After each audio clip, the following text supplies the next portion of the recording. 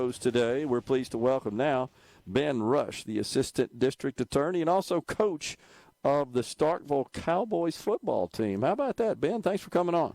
Thank you for having me. So, Ben, tell us how you're related to Sally Kate Winters Family Services here. How do you get involved with that as a district attorney? Well, as being Assistant District Attorney, we handle a lot of cases that involve children. And Sally Kate Winters, I love it here. It's a big family atmosphere. And they do a very hard but important job.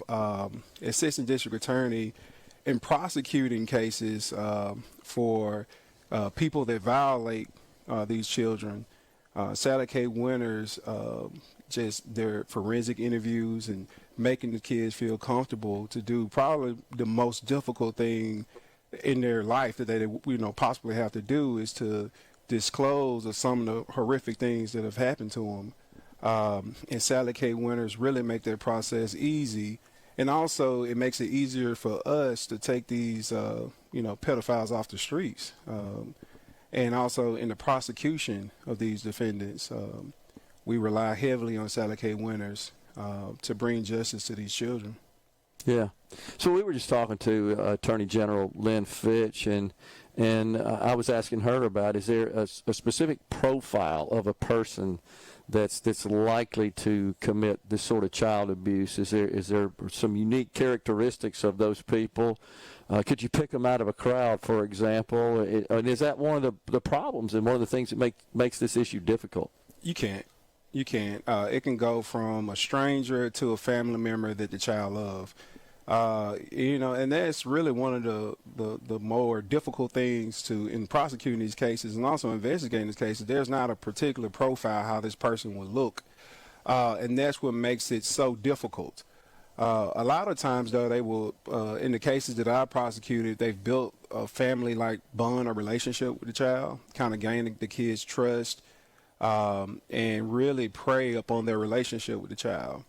And a lot of times that will entice the kid not to disclose and to hold that information in because they actually, they groom the kid, they groom the child.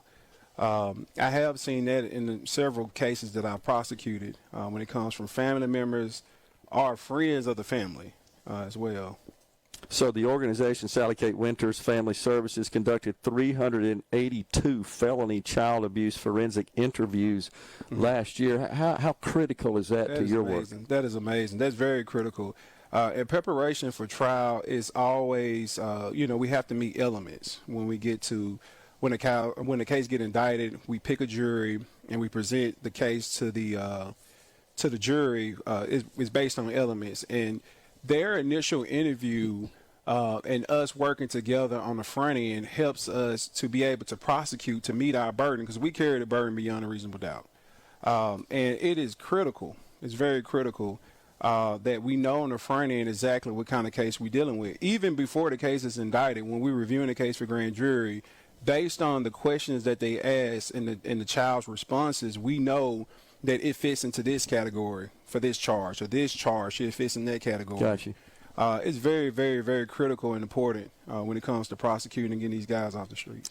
What about the testimony of a child, Ben? Can that sometimes be dismissed just because they are young? It's tough. It's tough. I recently had a sexual battery of a young child. She was 12. She got impregnated by a 30-year-old man who raped her. I